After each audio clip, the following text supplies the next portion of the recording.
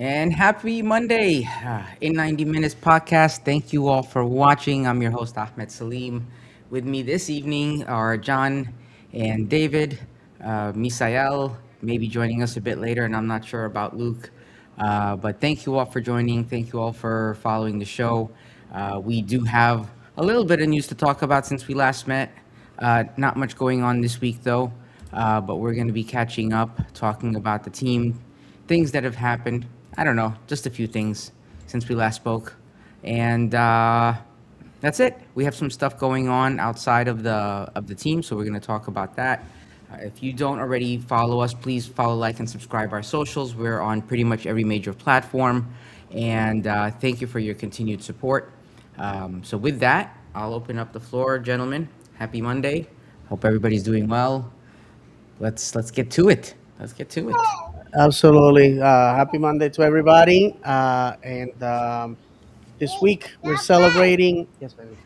We're celebrating Passover and Easter. So please allow me to wish you guys well if you're celebrating. Passover is starts Wednesday evening, and Sunday will be Easter, obviously. The other thing is the Open Cup has started in in the lower divisions, and it's everything you could ask for.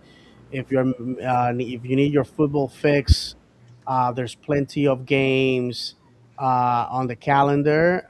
This Wednesday, there's 6 or 7 games between USL teams and USL League One teams. So go ahead and check it out.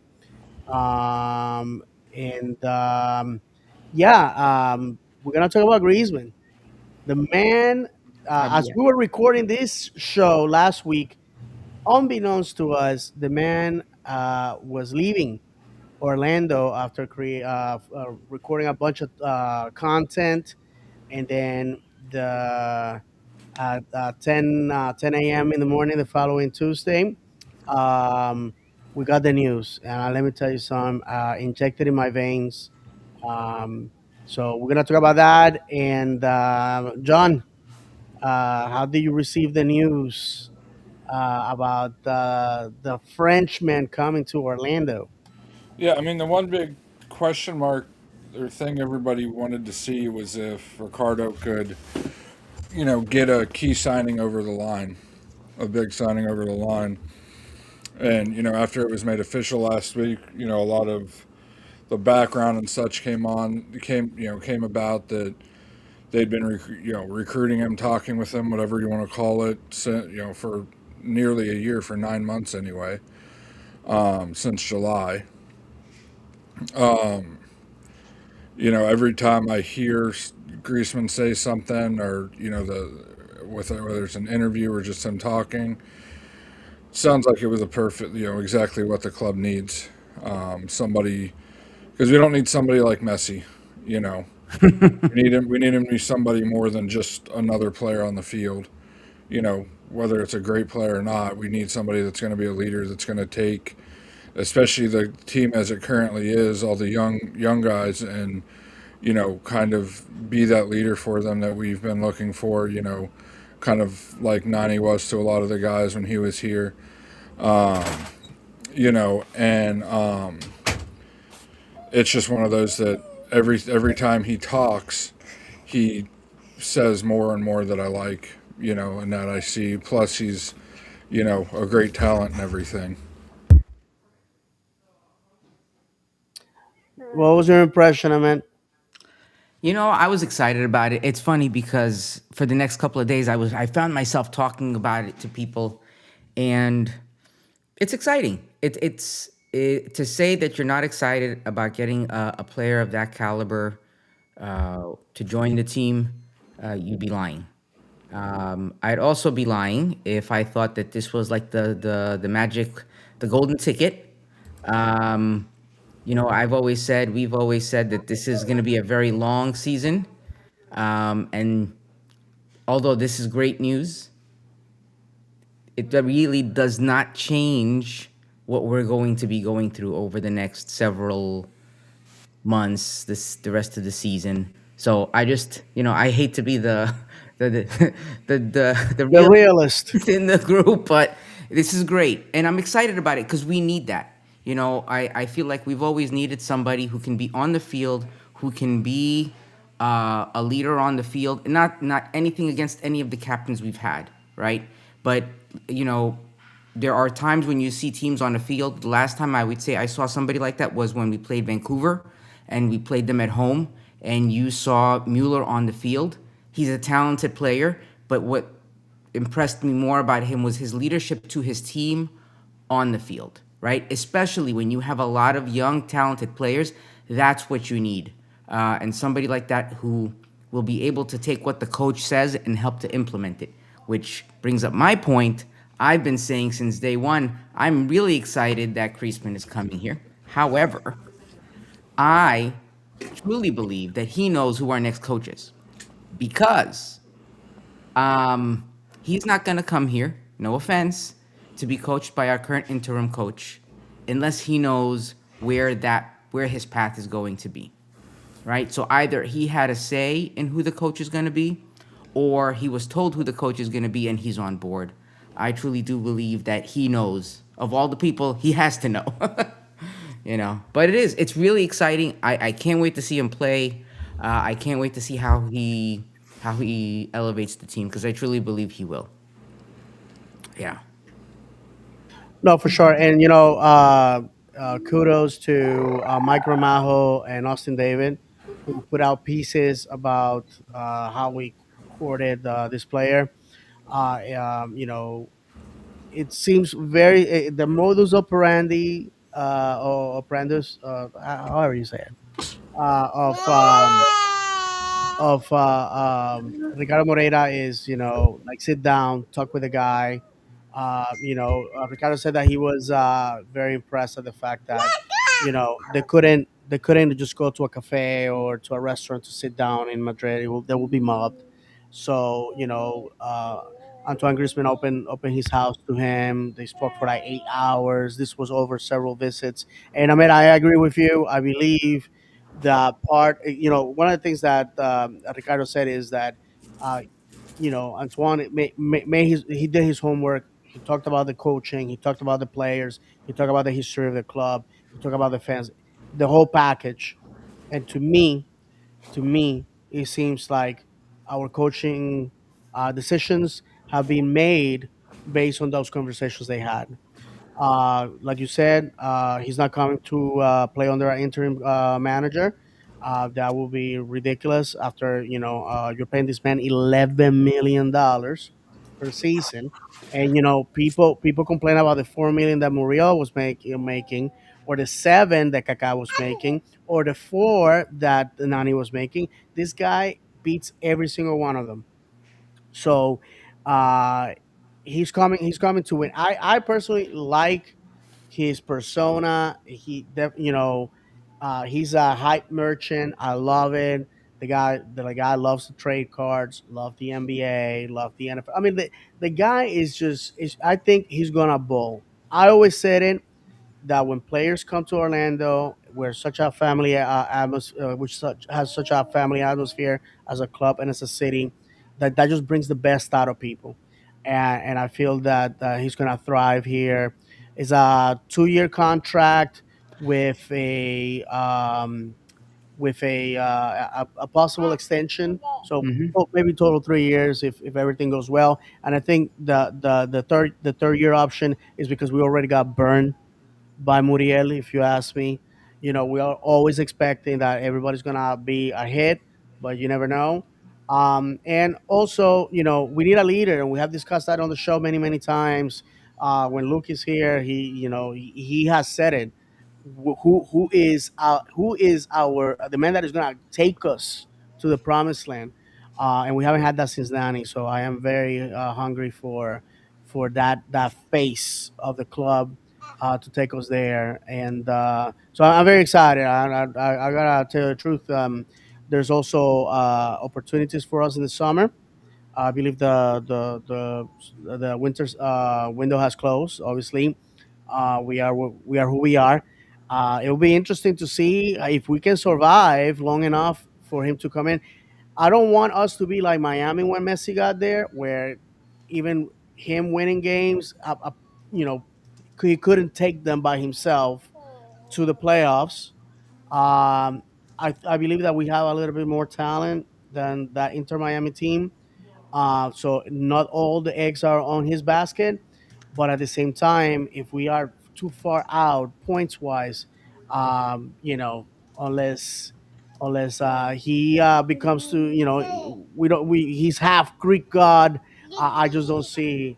I just don't see us going into the promised land, and to be honest with you, it will be a wasted opportunity. Although I'm on record that I think that the Open Cup is gonna be our saving grace. So I have a question before I want to ask you, gents, because about his contract. Somebody brought something up about it, and it made me like think for a minute. He's with us for basically a season and a half, right? Is that the way I understood it? Because then somebody brought up it's half this season and next season, which is that mini season, or is it through the following season? My understanding is 2 years starting in July, so his contract will end The middle. at the end of the 27-28 season. Okay. So So he's gonna play this half season, the mini season or the bridge season, which is like to me, MLS is back 2.0. yeah, yeah, yeah. And then he's going to the our new calendar, Okay. and So our he's good gonna friend play that full David season. Okay. confirms that is through 20. Let me go and put it on the Well, I screen. gotta tell you, I mean, you know what? That might end up working in our favor, honestly, because if we do make a lot of changes, it could be a good quick way to test a lot of things. Also, if you think Hmm. about it, you Yeah, yeah, know? for sure. Personally, um, he's bringing such good vibes, Yeah. and I I'm on record, man. You know, and former players know I'm a stan. If you do great things on the pitch and you're a likable person, man, anywhere when I run into Miguel Gallardo or Dennis Chan or Tally Hall, they know if they were here, they will tell you.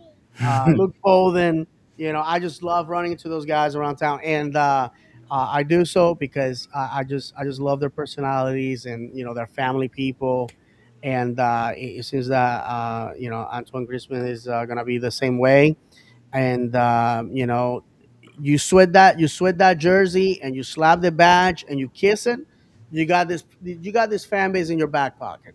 You Yeah. guys know. You guys know it's true. All it takes is that first goal, badge slapping, kissing, and people are gonna be running through walls. Plain and simple.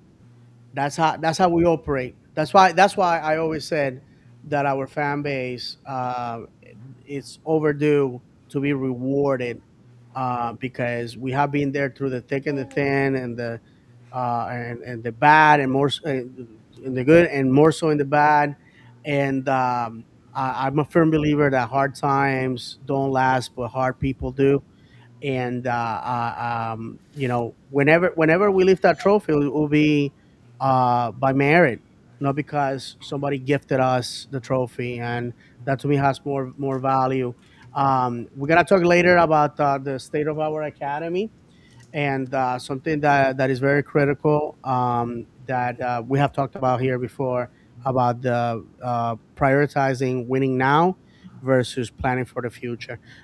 So at least for me, excited about the opportunities and the possibilities.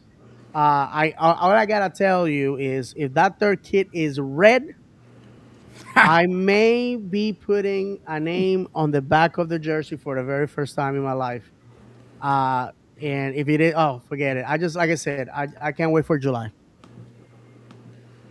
Yeah, I mean, Ahmed kind of touched on it though. There's the sad part is the weak part of our team isn't necessary. I mean, we do need a striker, but we have bigger issues, more Yeah. prominent issues. We need a left back.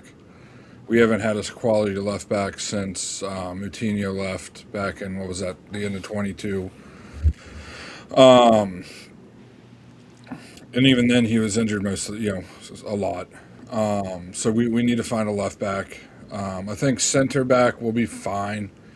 The way Iago's came along with Janssen coming back sometime soon, you know, I think that center back will be fine.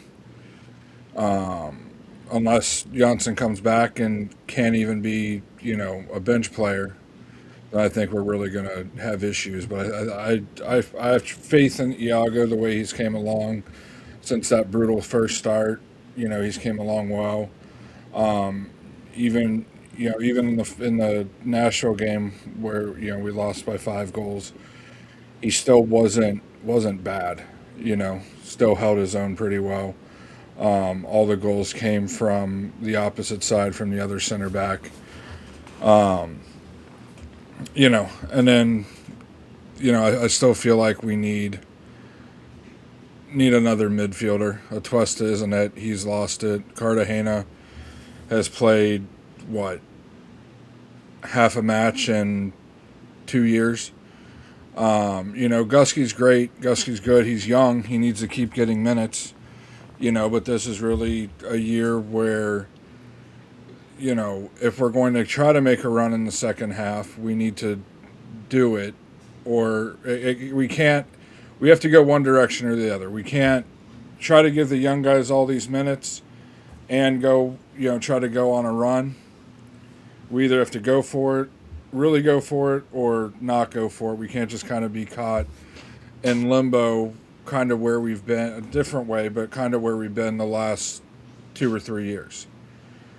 Do You or do know, not. yeah, That's how we do it. And important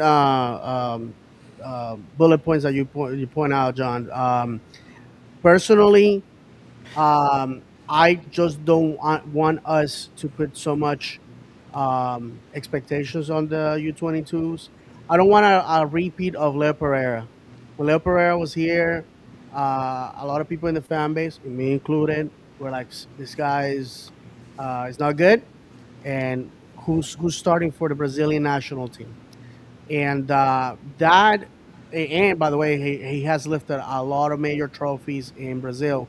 And when you think that he could have been here in Orlando doing that, but unfortunately he was here on loan during the Jason Kreis era.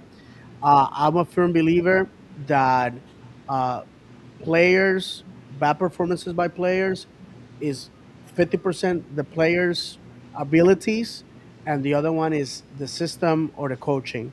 And right now we are rudderless. Um, you know, no disrespect to Martin Perelman. I just, but me personally, I just don't think that that is the permanent solution.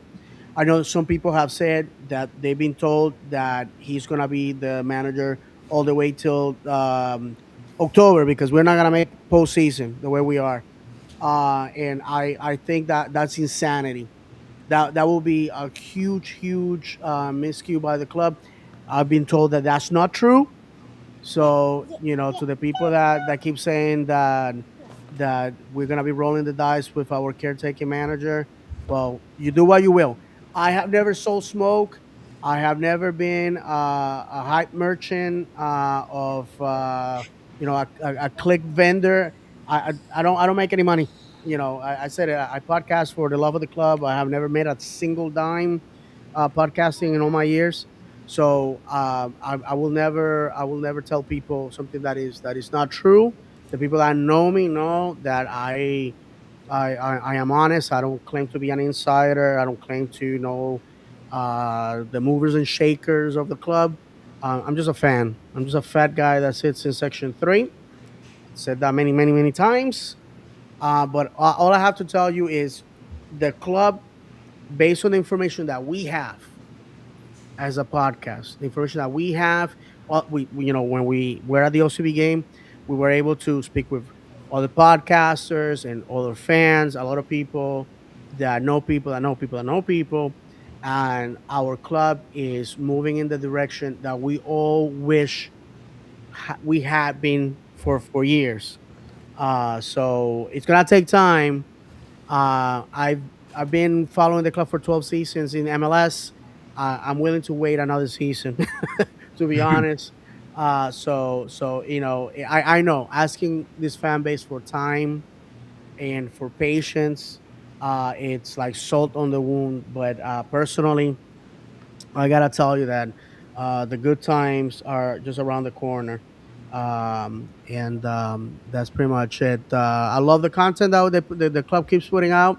It seems like that man spent 18 hours creating content because every day there's something new, and I'm excited. He seems like he's excited. He arrived, according to Austin David, he arrived at 7:25, straight from Madrid. Did a lot of press. Kudos on the club that they kept it on the wraps. Usually, our fans that work at the airport and at the stadium, no, I'm sorry, at the hotels, always leak these things out. We heard nothing. So this either is greatness on the club or people that understood the assignment and kept their mouth shut. So good Or he for you. just flew in private and they brought a car right out to the runway. Yeah, yeah.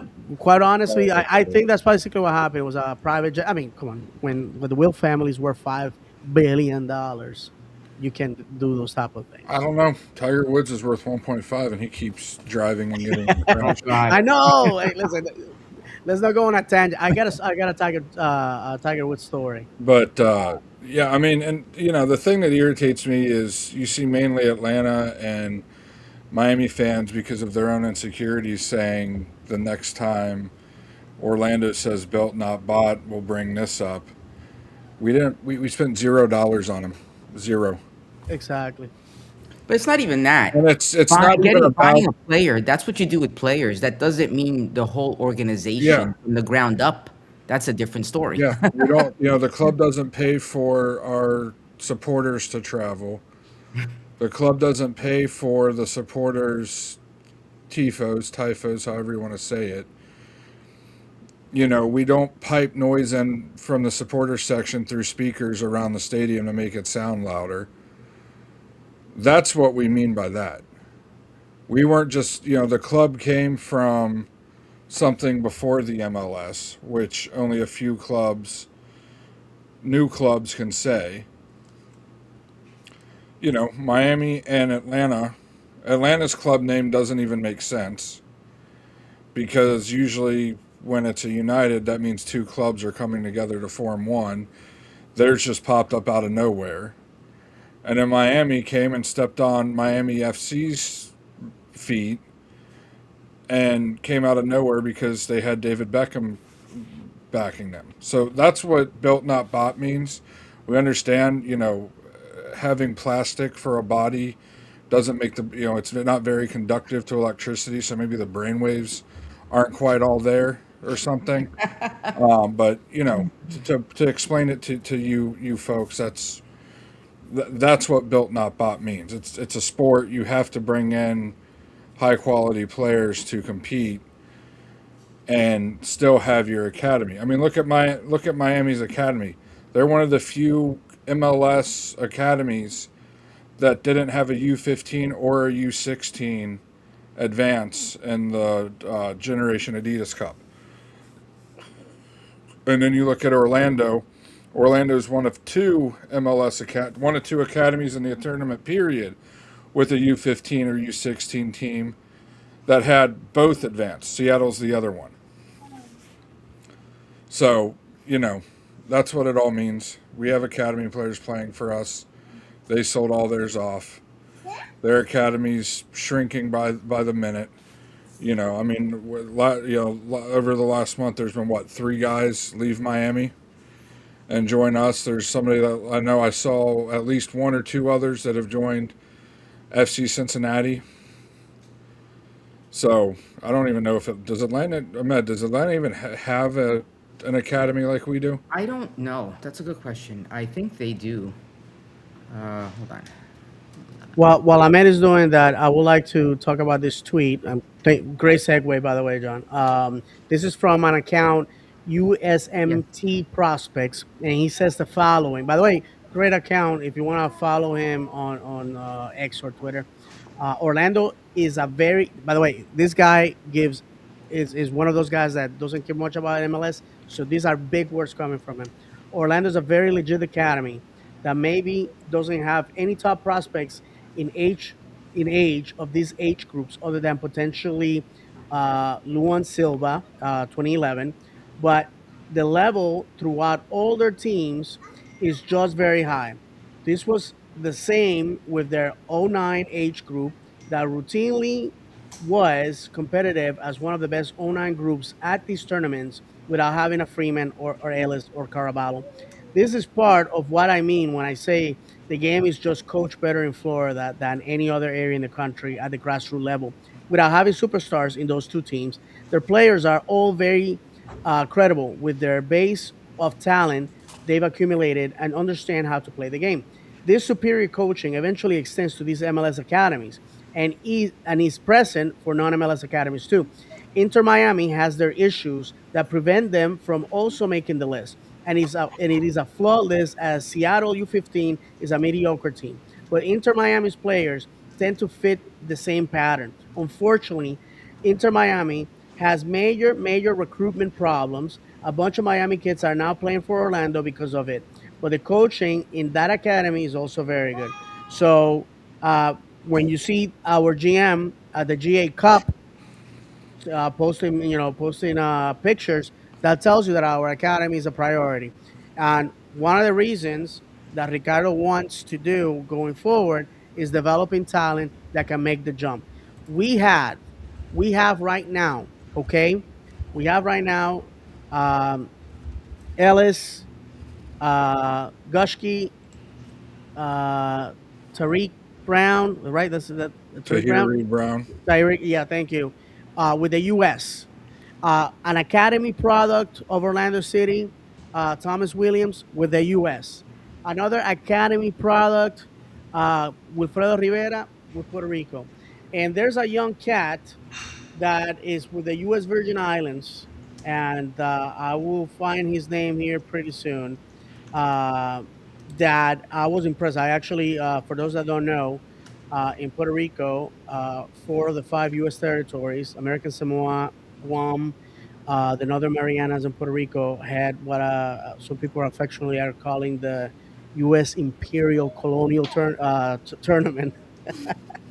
And Puerto Rico winning the championship, and the U.S. Virgin Islands coming in second. And the this kid, by the way, is like I think he's like 16, and he's with the USVI. He's a Orlando City Academy product. And my apologies, I should have been ready for this. But I was very impressed with his performance, and again, our academy keeps producing talent. Our academy keeps, and the day is coming when we're gonna see players making it all the way to the first team. If you guys saw the video of Zakaria Taifi begging for signatures of players by the tunnel, fast forward less than 10 years, the guy is a starter for our team. That is what football is all about. If you are sacrificing growth and you're sacrificing uh, progress and growing in-house talent because you want to bring an aging star with all his friends, go for it. But what you're going to end up having is a dusty trophy 20 years down the road. A warning, and I finish with this. A warning for the fans is Chicago Fire, who won the U.S. Open Cup and MLS and the Supporter Shield in 1998. They have been unable to replicate that success. We don't want to be that. We want to be a constant, perennial, uh, playoff bound team.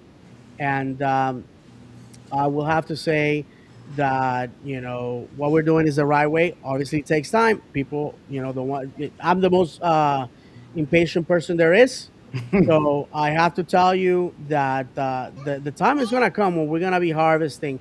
That once I come up with a name, I will pronounce it, but I'll turn the microphone to you guys. Yeah, no, I mean it's definitely something that's exciting. Um, Caraballo's playing up with the U19s, when their portion of the tournament starts, a Generation Adidas. I believe there's a U19s at Generation Adidas. I think that because we won it last year. Um, he's playing up with them. You look at Ellis. I don't know if Ellis is eligible or not because he signed a homegrown. I don't know the rules of the tournament that well. I know last year Gusky was eligible for it, even though he had signed I believe he had already signed his homegrown. But yeah, you look at what those guys, Gusky, Ellis, Tahir Reed Brown, what those guys have done or are doing. Um, Gusky started for the U19s on Saturday. Ellis scored a goal. Came off the bench and scored a goal. And then Tahir Reed Brown, I couldn't find the date, but Tahir Reed Brown also recently started for the U20s. And then we got like USMNT Prospects said, we got guys in virtually outside of the outside of the U16s. We basically have guys in every age group that are to look out for on a not just a club level, but also potentially a national team level with their talent. So it's interesting to see. It's interesting to see how it's turned around the last 4 or 5 years. Really, with Thomas being the outlier because he's a couple of years older than these guys. I mean, in 22 he got that's when he signed his first senior team contract. He was only 17 years old, and then we just kind of let him rot. Down in OCB essentially. But I kind of what I was saying before. I really hope that we're still able to give these guys minutes with the schedule congestion that's coming up, with the Open Cup, with Leagues Cup, because we're not really taking a break for Leagues Cup this year again. So I hope we use the younger guys properly. I mean, think about last year. Was it April? Was it May where we had like 11 matches in the whole month, and we played the same starters throughout, and Yep. it was a different team from the beginning of May to the end of May? And it's like you could have pieced in younger guys to give some of these senior team guys a rest, and if you do it properly, it shouldn't really affect the team. I mean, in that stretch, we lost to Nashville's second team basically, and it was because it was towards the end of the month, and all of our guys were exhausted, and their second team was rested.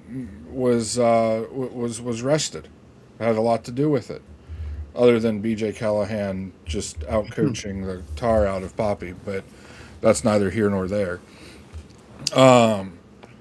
You look at on paper the talent that was on the field that night, and we should have won easily, and we ended up losing. What was it, 3-0? So, well, I hope whoever they bring in isn't afraid to use the young players the way they need to be used. And that's not just our academy kids. That includes, the young Brazilians that we brought in. Obviously, Iago has to be starting by default. He has no offense to Nolan Miller. I think Nolan Miller is a very good soccer player.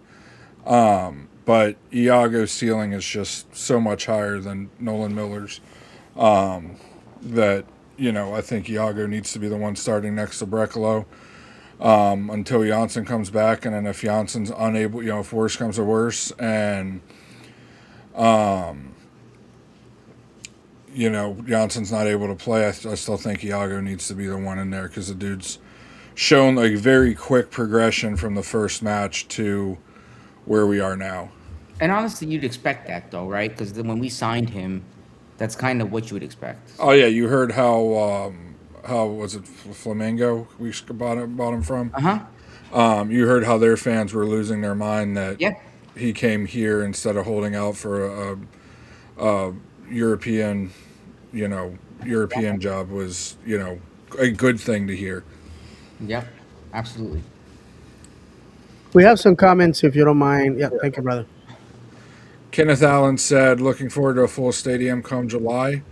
Yes, Griezmann's first match is against, I think it's Nashville on July 25th. I don't have it pulled up, so I could be wrong on that. And then he continued to say, we missed the boat on Freeman, not realizing how good he was before it was too late. We can't let that happen again. Absolutely. And I 100% say that he was not in the plans to start last season. And Poppy's plans to start. I think Poppy was going to go with Dagger Dan. And, Freeman just kind of showed his, athletic quality and, was just too much not to start. And even really in OCB, the year he had in 24 with OCB, it was kind of like you didn't see that the year prior. When he was 17, he was still with the academy. So, especially with him being a taller guy, I know from when I played sports, now he has better athletic genes than anybody I personally played with. But sometimes, the taller guys need a little bit to, you know, fill out their bodies and to get truly athletic other than just being a tall guy. The quickness, the coordination sometimes is a little bit slower developing than somebody that's a little bit, that's not as tall because Freeman's 6'2".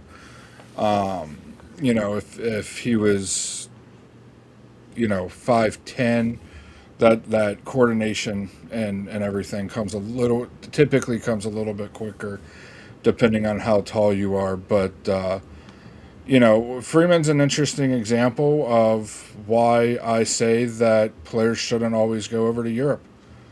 The dude had since he went over there, he doesn't even have 40 minutes played.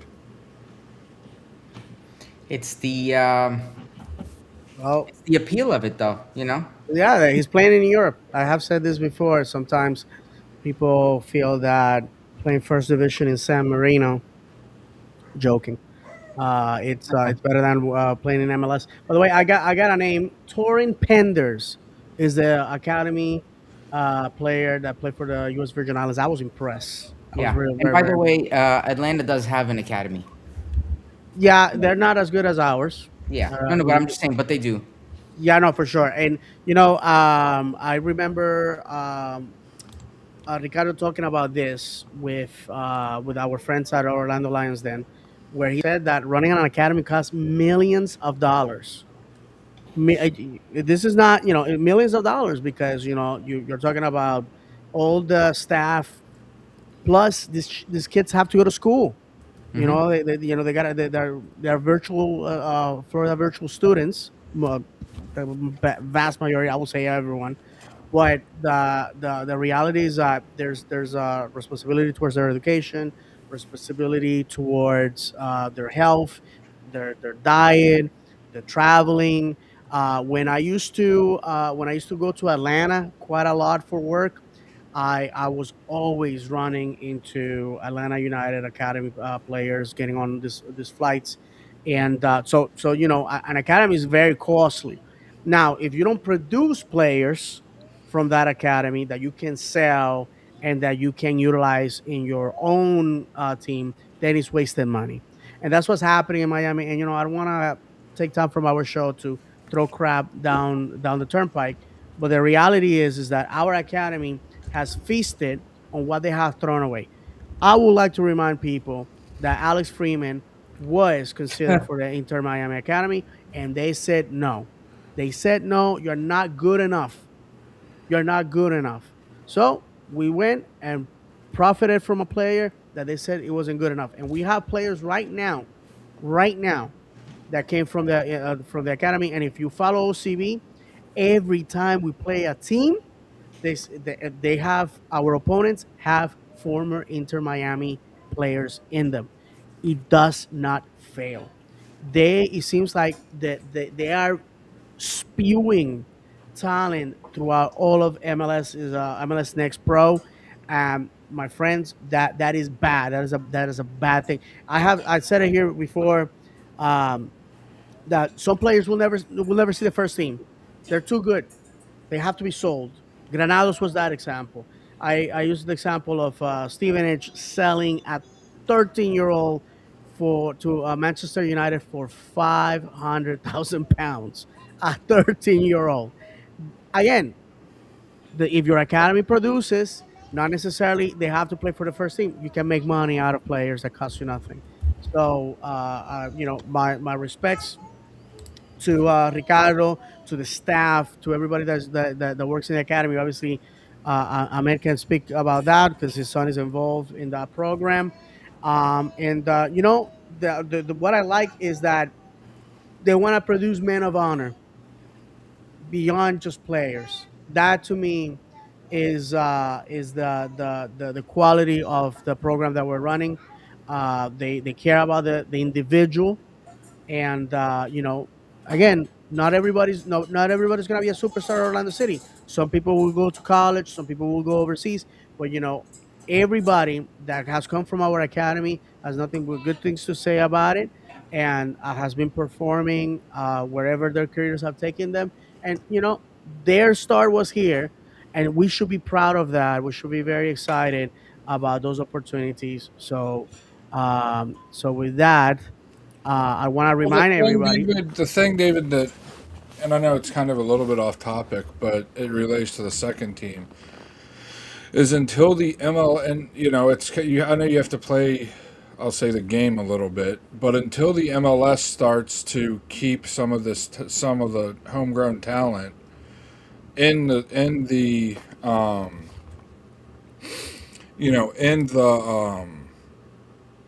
team in the club, the MLS is not going to grow. I mean, you look at almost every European powerhouse, in the top five leagues in Europe. They almost all have at least one or two guys, getting consistent minutes, if not starting, for their club. And until we can, part of that is they get paid a lot to do it, and the MLS, because of the salary cap, can't do that. But once once the MLS clubs are able to pay their players more, because I blew Luke's mind the other day. He couldn't believe the difference in the salary cap between like the NBA and MLS. Mind you, NBA only has 12 to 15 roster players that would qualify against the salary cap, and it was over 20 times, almost, I think it was over 20 times, well over 20 times what the MLS salary cap is. But you look at what the top players make, the top players in our sport make a lot more than the top players in basketball, but yet our league here in the United States pays our players a lot less than I the agree. leagues elsewhere. But the what I'm getting to is, like I said, until we can keep players like Alex Freeman, Colin Gusky, Ellis, all those guys, until we can keep them in our system and avoid selling them to other clubs in Europe, the league will be held back until that happens.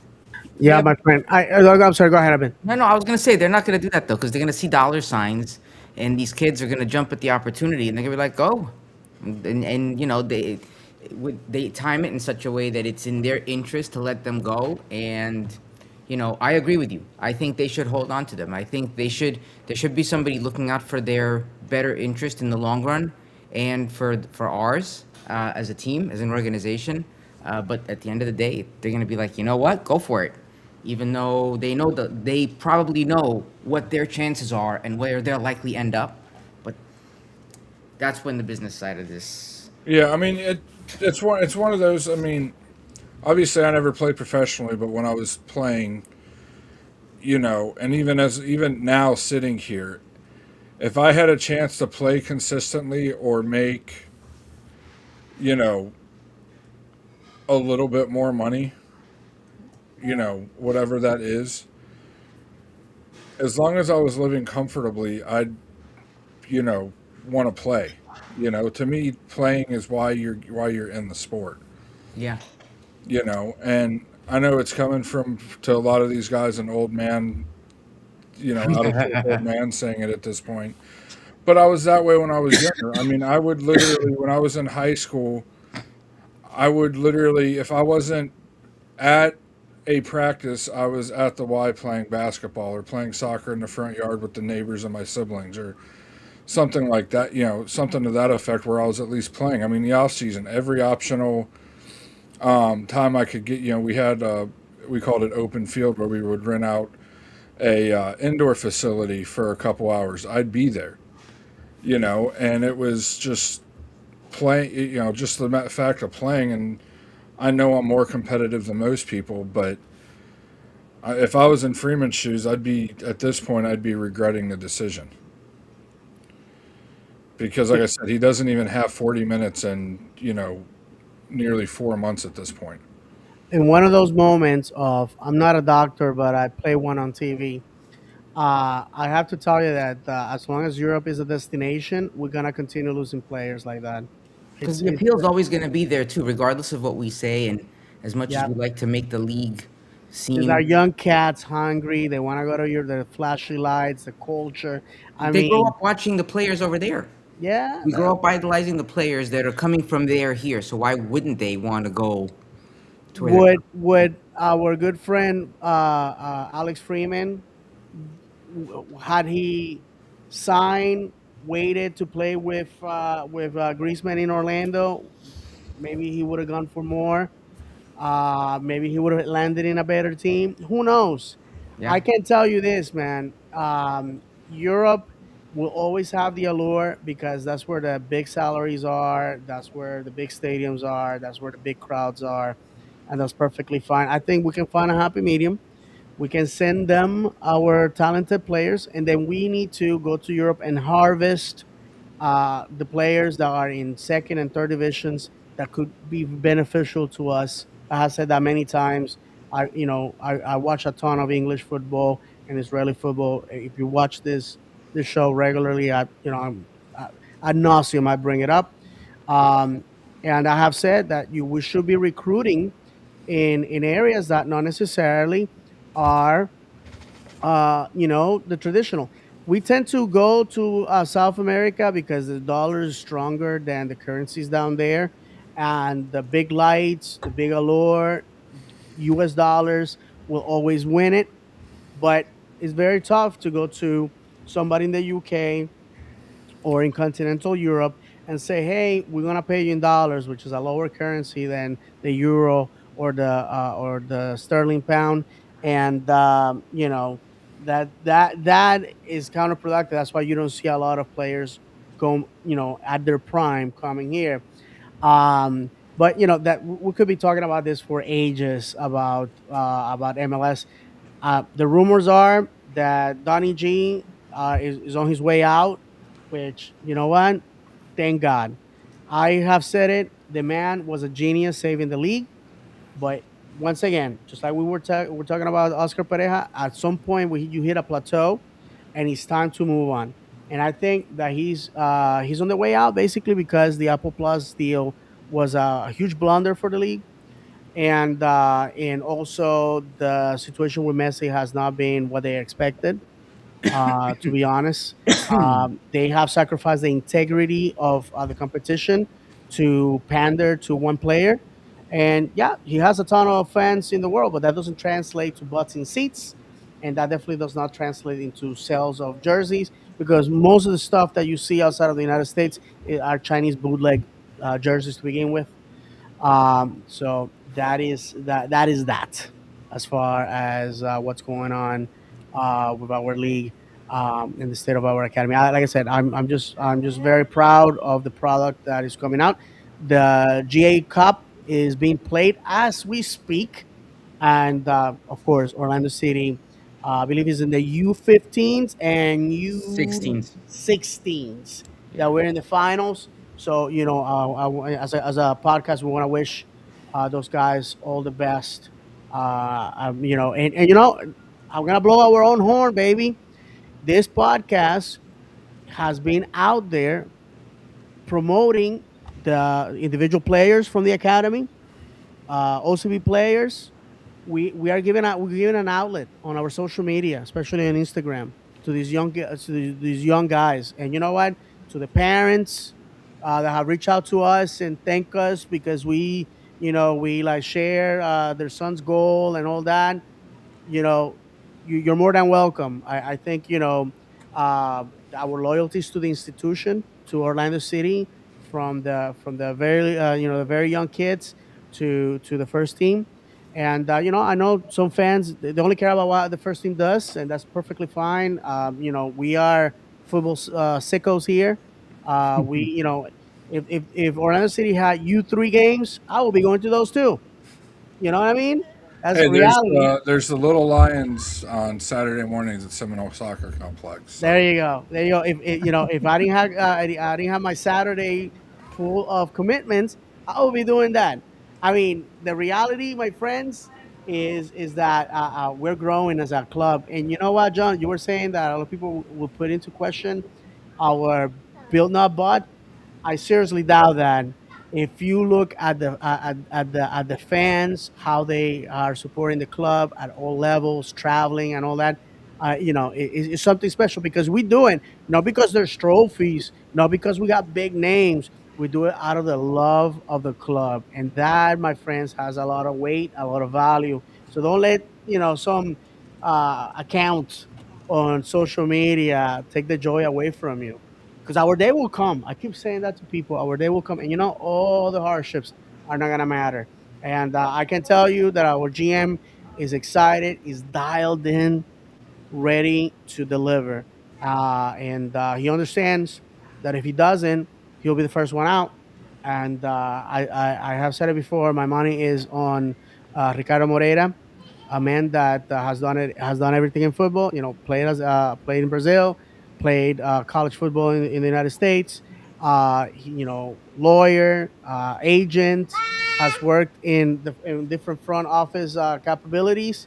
Had an opportunity to leave us for bigger clubs. Decided to stay, and that counts. That counts because he is his paycheck depends on hitting a stride. If we say something and it doesn't pan out, oop de doo.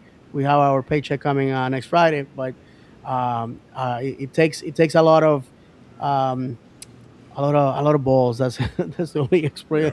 My apologies to everybody that feels offended by that, but that's what it takes. That's what it Well, takes to and win.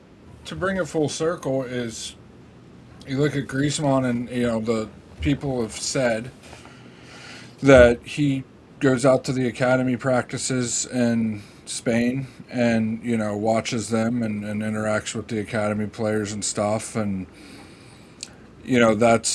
that's important for the senior team to do as well. To inspire those players to keep, because those players play an extremely long season. It starts in what, Ahmed? It starts in like August and goes until May, May, basically. June, right? Yeah, Yeah. yeah, and even then, there's really not anything off between them. Yeah, it's not like you're just playing a high school season or Oh you're no, playing, no, they're playing the playing whole. the fall Trust me. season or spring season. They're playing all the above, plus you know, plus over the winter. So it's a long season, and those players, it's a grind to play any one thing that long. And it's unfortunate, but when you get to be about a med son's age, 13, 14 years old, it's so busy you almost need to pick a sport, You do. soccer or baseball, and that's what you're in. So you're really playing that sport for 12 months a year nonstop. You know, And so are the parents. yeah,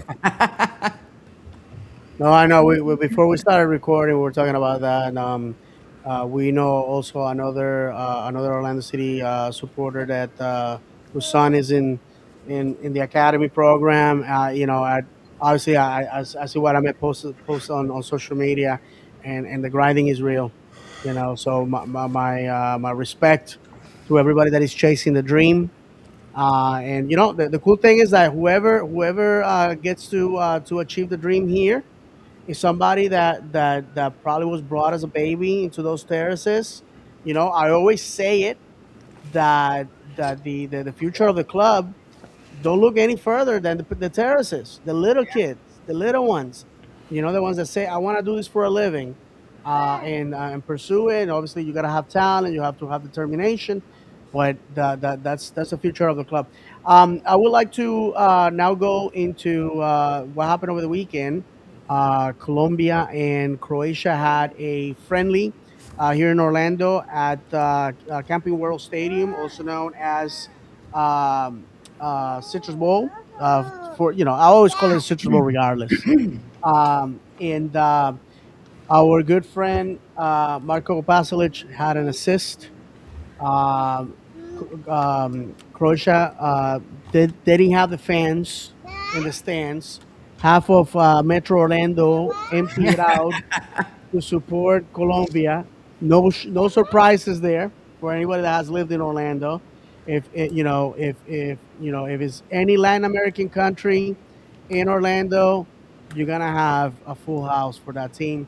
And my cousin Jadira is married to a Croatian. I would say, chances of him listening to this are minimal, but her husband Joe, and I have interacted with his family too. Croatians are Latin Americans that don't know they're Latin Americans. That's a fact right there, and they love football. Damn it, they love football, and Croatia came to play, and you can see why they were the finalists in Russia. And to see a player of a Marcos quality, knowing that he plays for Orlando, should tell us. I know the rumors are that he may want to leave and go back to Europe and all that. I'm just hoping that somebody convinces him to stay. If he leaves, he leaves. So people are saying that we can buy him down and perhaps bring another DP. So the jury's still out there on what can be achieved as far as with this young man. And again, I'm turning 50 this year, so anybody 20 years younger than me or more is still a kid. So yeah, did you guys have the opportunity to watch the game or at least the highlights? I did not. I only Yeah. watched the travesty that was the United States game on Yeah, Saturday. I watched a portion of it. It was actually pretty good. It was actually pretty good. It was nice to see that though, to your point. And it wasn't, I even he said it, I think, right, in the interview when he said it was nice for him to be playing in Orlando when he plays in Orlando and for his family to be there. So hearing him talk about it like that makes me think that he's happy here to an extent. So I do hope he stays because I think with the right combination, I think he could be a great asset to the team. I mean, you know, players come and go, like we always say, but I think he's still got some time here, and I hope we get to see more of what we've seen from him because I think we've only scratched the surface with him. Well, yeah, I mean, I think on Marco with Orlando City, I think having Griezmann, we still haven't seen the best of Marco. Yep, exactly. There's going to be players that have to sit in spaces that they don't have to sit when we have Duncan out there or when we've had Muriel out there or when we have anybody else playing striker out there that'll have to be out there with Griezmann. That'll give Marco that 1v1 that he loves to have to cut inside. It's exciting for him. It's exciting to see what if Griezmann can add anything to Angulo and help Angulo out. Because I mean, you look at what Griezmann has accomplished in his career. Now it's really only a World Cup. He's never won La Liga. Ironically, the years he wasn't with Atletico Madrid, and was with Barcelona. Barcelona didn't win. Um, but he has won the World Cup with France. He's been to the Champions Leagues. Plays in against the two most popular clubs in the world. Played for one of them for a stretch of seasons.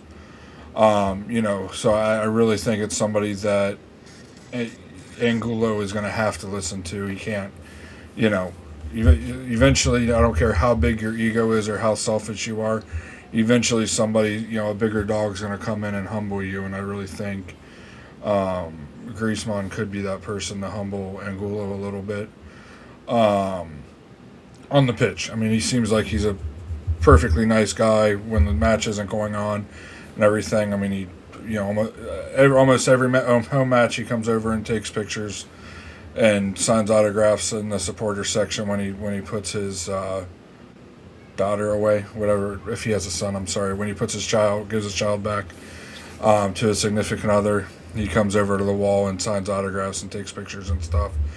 But on the field, he has a little bit of that arrogant edge to him, a little bit that we saw come out last year, especially when he was subbed off a couple times. So I mean, that's the thing about a player like Griezmann is he can make the entire team better. And I mean, this isn't a Kaká situation where he's coming in off a big, being injured a lot recently and this and that. And this is a guy that's coming in from an Atleti side that's in I think it's Copa del Rey final or semifinal, a final, I think, whichever one it is. They're the Spain's rendition of the U.S. Open Cup.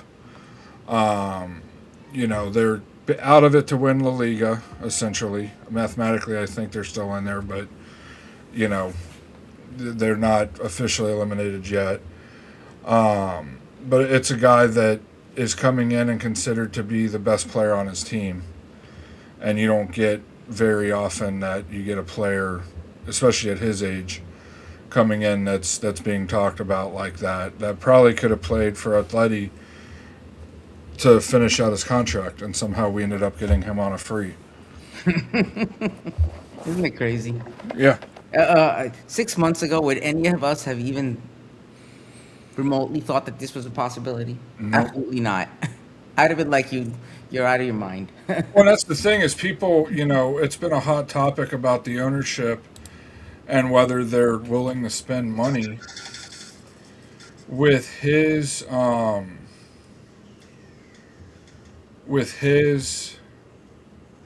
him being sold.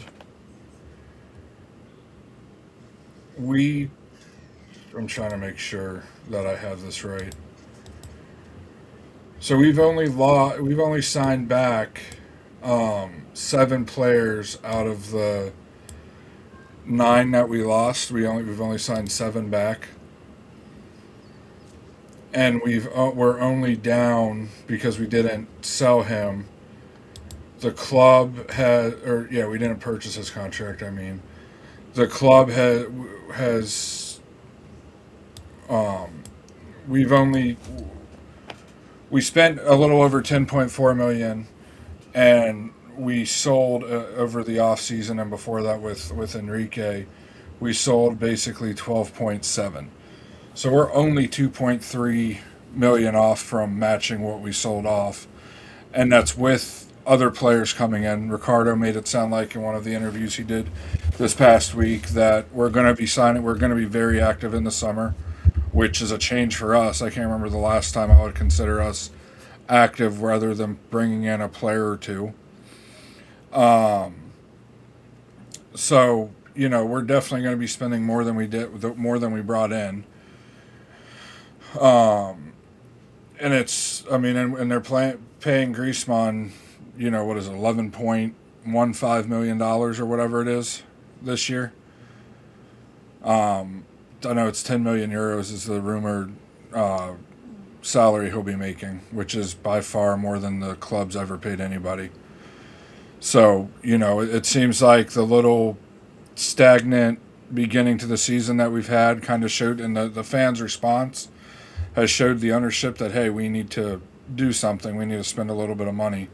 And it seems like based on what Ricardo said that they're willing to, back the Brinks truck up to Orlando City Stadium and unload some cash so we can hopefully win a couple trophies here soon. And that is our segue to what's going to happen this Saturday at 9:30 p.m. Orlando time, when our boys go back to California, to LA to play LAFC. LAFC, what they've been up to? Well, they're first in the West. They are yet to concede a foe in the league, and so far this has been while they are not busy in CONCACAF champions, this has been the results of all their games. 3-0 victory against Miami, 2-0 victory against Houston, 1-0 victory against Dallas, 2-0 victory over St. Louis, and a 0-0 result for their last game. And this is what Orlando City is going to be facing this Saturday, April 4th. So, I don't have to tell you their goal differential is 8 because they have scored 8 goals. They have surrendered none. Meanwhile, Orlando City has the worst goal differential in the league with negative 12. The only team in the league with a negative goal differential in double digits. Um, Guys, what do you expect to see as the boys take that 7-hour flight to the left coast? More of the same, honestly. I, I don't know. We can't. I don't. I would like to think that we're finding a little bit of a rhythm amongst the players to maybe see a little bit more uh, cohesion. Um, but I'm not expecting anything that much different, honestly. Like we've always said, this is probably of all the stretches, forgetting about how things unfolded. If you looked at it on paper, you would like this is one of the more challenging starts we've had in terms of the teams we've been playing. It's just all the perfect storm with the fact that we have what we have going on with the team at the time. We couldn't have asked for a worse start, a more challenging start to a season, I think. And we're just digging that hole. I think the whole digging continues. I just really hope we go into damage control mode and we see a little bit more cohesion from the players. That's all. I don't know. I don't know what you guys think. Yeah, I mean, I have a feeling it's going to be a rough day, long day. You think? Yeah, it's funny we call it a long day, but I swear that the matches that we're ahead in seem like they take longer than the matches we're losing. Time seems to go by quicker when we're losing because we're trying, we want the time to be slow so we can try to score. But yeah, I mean, I'm looking for a little more cohesion. It was nice that Brecalo, I don't even know if his country play had international friendlies or not, but it was nice that he wasn't called up. So hopefully him and Iago can get a little bit more of an understanding with each other. The same with our entire back line. I mean, Tahir's out, but they've been putting Marin in there the last couple matches. So hopefully the three guys, because you got to think, Dorsey came in, 4 days before our opening match. Iago came in 2 weeks before that. Janssen was, injured 3 weeks. I think it was about 3 weeks before our opening match. So a lot happened in that back line, and especially the back line has to be able to communicate without communicating. They have to know what the other, meaning that is they have to know what the other person's going to do before they do it. And I feel like that's part of the issue. You hear what Dorsey said after the Nashville match, and it really, that's what I took from it is, you can call it an excuse, but it's really a reason. You have to, soccer is one of those sports you have to play with the guys you're on the field with in order for things to work. You look at Yeah. the teams that do well and they've been playing, it's not this rotational thing we've been doing where we've had, four different combinations or three different combinations of center backs this year. We've had two different left backs. Our right back came in right before the season, really only got a couple days of training in before the season really kicked off. So I'm hoping for that. I'm hoping our midfield has a little better idea in transition of what they're supposed to be doing, what Perelman wants them to do. But like, Luke always says, it's going to get a lot worse before it gets better. I'm really hoping and praying that we're very close to the as bad as it can get. One, we're playing one of the top, basically the top team in the league. If you go based on tiebreakers, um, yeah, they're. I'm just double checking. Listen, this is the same team that scored 2 unanswered goals on Miami in the first half. Who knows? Yeah, You never know. yeah. So, but I mean, I think if even if the team was playing top level, going out west is never easy. Yep, absolutely agreed. So I mean, if I will be ecstatic if we get a draw, even Yeah, if it's a 0-0 draw. It'll just be such a welcome it'll feel sign. like a win to me. That would feel like a win. Oh, Should feel like a 100%. win to the guys. I mean, Yeah, holding LAFC with the attack they have to less than 2 goals is an accomplishment. So I think I honestly, yeah. I mean, it could be another 5-0 loss. To be honest with It you. quite be, to be honest, in the Supporter Shield, LAFC is second. Nashville is first. We got a beat down in Nashville. LAFC quite possibly could be the same. For those interested, we are 28th out of 30 in the Supporter Shield race. Wouldn't be surprised if we get clever. If we go out and we put out a good performance, then it leads us to believe, hey, if we can go out there as batter as we are and do very well, score a couple of goals, then perhaps when we are playing against teams more of our level, Columbus Crew will be next, which right now they're lower on the table. Um, I mean, quite honestly, there's only 2 teams, but the reality is that uh, I would like to see progress. If we go out there and we go belly up within the next 5 minutes, then bring out the pain. Pain will be landing in Orlando in spectacular fashion. But quite honestly, the status quo cannot continue. We gotta come up with points wherever they can come because we need to stay afloat. If we hope that when the summer of not the summer of what is it, the summer of sadness, we can turn the frown around come July because Well, the good thing, David, is half the summer we don't even play this year. yes, sir. Yes, sir. That's very true.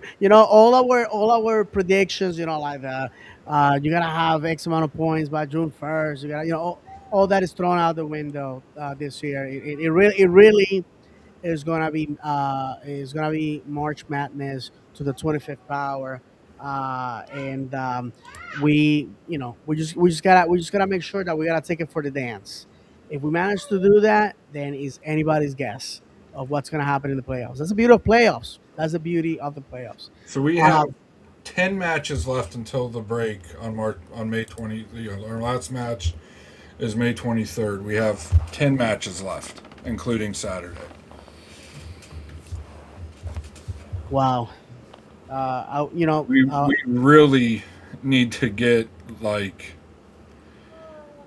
another. We really need to get 15 points, 20 points to even have a shot to make playoffs between now and then. Right, and when you look at Nashville and LA, who they have 13 points apiece. You got Vancouver with 12, San Jose with 12, San Diego with 11, New York with 10, Seattle with 10, RSL, Miami with 10. I mean, we're late for the party. We got 3 points. Getting a point in LA will be monumental. Well, Monumental. the good thing is the break isn't. It's just short. It's I think 2 matches short of halfway. So there'll be 15 on this side of the break, 17 or yeah, 15 on this side of the break, 19. So we're 4 matches short on the other side of the break. So we have games that we can make up on the other side of the break. It's just a matter of not falling too far behind early because we saw it in 23. We were what 13. I think we were 13th at one point in late May, What's gonna early hurt us May. is the goal differential. The goal differential is the Yeah, because if we end up time in points with somebody, that goal differential is gonna Well, come and bite well, us. remember the MLS goes wins, goals for, and then differential. okay. That's how. That's yeah. But Yeah. with our luck, my good friend, with our luck, listen, this is what our April is gonna look like. April 4th at LAFC. April 12th is a Sunday. It's going to be at Columbus. Winnable game in my opinion. Then we're gonna be returning at home against Houston on the 18th. Winnable. I Uh, think that one's winnable right now with Houston's ninth. yeah, absolutely. We got a Wednesday, rare Wednesday night, April 22nd against Charlotte. Um, we got April 25th at DC, and so that rounds up the month. I mean, we LAFC is a tall task, but all the other games we have opportunities to revive our season. So I'm hoping that the April showers, make our hopes bloom for the playoffs. Yeah, I mean, right now the best team we play before outside of LAFC. I'm trying to compare schedule to. I think is Charlotte, who's sitting fourth right now with 7 points for the month on this month. Houston, yeah, Houston's below them. DC, yeah, Charlotte's sitting in fourth in the East with 8 points. DC's the next with 7 points. So I mean, really, there a lot of our matches should be winnable. You know, should be. Not that I'm expecting a win, but No you know, No, comment. no, we always say, difference. I'm hoping to see a difference this weekend. yeah, like we always say, football is played on grass, not on paper. Guys, do you have anything else to round it up? I believe we have covered all our bases. They need to hire a coach. There you go. If There they you don't, go. if we wait until if we don't hire a coach, which I don't think Griezmann would have joined if we weren't. For sure. And hearing what Ricardo's saying, it sounds like they're going to try to get a manager in the summer break. But if they wait and go this whole season, no offense to Perelman, I think he's a decent manager, but He's a good dude. He's like I like him. He's a great guy. yeah, But We just need to finish off the missing pieces. yes. yeah, for sure. And football is about results. Let's be honest with that. I have to say, from my part, that that has to be a priority. You cannot set our course in this season without a captain, and by that I mean the captain of the ship. We definitely have to get a manager in there. Um, I would like to thank everybody that watched us live. Obviously, numbers below what we usually get. Of course, I mean, there's nothing going on. But to anybody that's going to watch this later, anybody that's going to listen to this later, for those that are new, thank you for giving us an opportunity. You guys can catch us on wherever you get your audio podcasts. Also, we're live 9 p.m. Every Monday, talking about the club that we love, Orlando City. I would like to take the opportunity to tell my wife how much I love her. Tomorrow will be our 20th anniversary. I can't believe I Wow. made it 2 decades and 3 kids. 20 years later, here we are. And it has been a wild ride, and that's an understatement. The greatest thing that my wife has ever done for me was getting me my first Orlando City tickets, and for that, I'm eternally grateful. I know she regrets it I was because just she gonna has created a say. monster. Probably she regrets it because she has created a monster. But to my wife Joy, I just want to say how much I love you, and how much you put up with me, and so we shall celebrate. Fun fact: I married my wife 3 times. Once was legally at the courthouse. The second one was in a Christian ceremony, and then the third in a Jewish ceremony. So that's she had the opportunity to walk away all three times. She chose not to. So to my wife Joy from Brooklyn, New York, the former Joy Rosenstein. Just wanna put it out there. Thank you, and I'm the happiest guy alive. Uh, by contract, I'm supposed to say that, but all right. So enough of that. By the way, did we touch Kenneth's last comment there about Yes. Freeman? Okay, great. Yes. Yes. I Yes. just want to make sure that we touch that, and I agree with you, Kenneth, 1,000%. Final words, guys. Just real quick, no extra time this week. We don't really have anything extra to talk about. Everything was covered on the main show, so no extra time this week. It'll return on next week. I do apologize for all those who look forward to it. I completely forgot to again, like I said on extra time last week.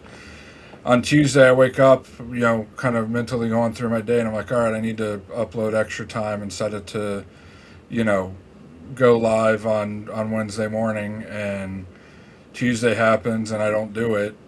And honestly, Wednesday happened, and I never even thought about it until like whatever it was, 6 o'clock at night. So I do apologize for Your that. boy David, remember, I had the show up at 7 a.m. on Wednesday on audio. So hopefully you caught it on audio, or you caught the later version of it Wednesday evening. But none this week. Nothing this week. It'll return next week. Great. The All Prince of right. Egypt, sir. What you got? You know what? Just win. Just win. Just play better. Just give it everything you got there. And for those of you, don't forget tomorrow at the Citrus Bowl slash I can't think of the name of the stadium. Camping World Stadium. Thank you. Camping World Stadium is going to be the Brazil-Croatia game. That's going to be taking place, and I will actually be there. So if you're in the stadium, I will be over there. So stop by, say hello. I'll be in the parking lot with a good friend of mine at a tailgate. So come on over to Lot E and have a good time. I know we're wrapping up, but I want to be brief. There was rumors that Mohamed Salah will be coming to Orlando as honorary member of the Egyptian community, because I'm 0.3% Egyptian. I already share my DNA testing with you guys. Yes. It's where I get my good looks. I just want to say there's I don't want to steal the thunder from Ahmed, but there's enough Egyptian people in Orlando that will be a monumental signing. So I'm just throwing it out there for our ownership to understand that if we do that, listen, you will probably have to sell your children in the black market to get tickets to Orlando City games. So I just can wanted say to that throw that again. out there. You could say that again. Honestly, there would be. I mean, we joked about it when they announced it, but it's like, why you have your checkbook out there? Why not? I mean, go crazy. Can you imagine? Can you imagine? Listen, I'm speaking No. it, into the universe. Can he play on the left? Why not? I mean, I mean, I would never stick Marco on the left. shoot, man. It will be something. I'm just, Yeah. I'm just I throwing mean, it why out you have there, the checkbook out? Why not bring in Casemiro too?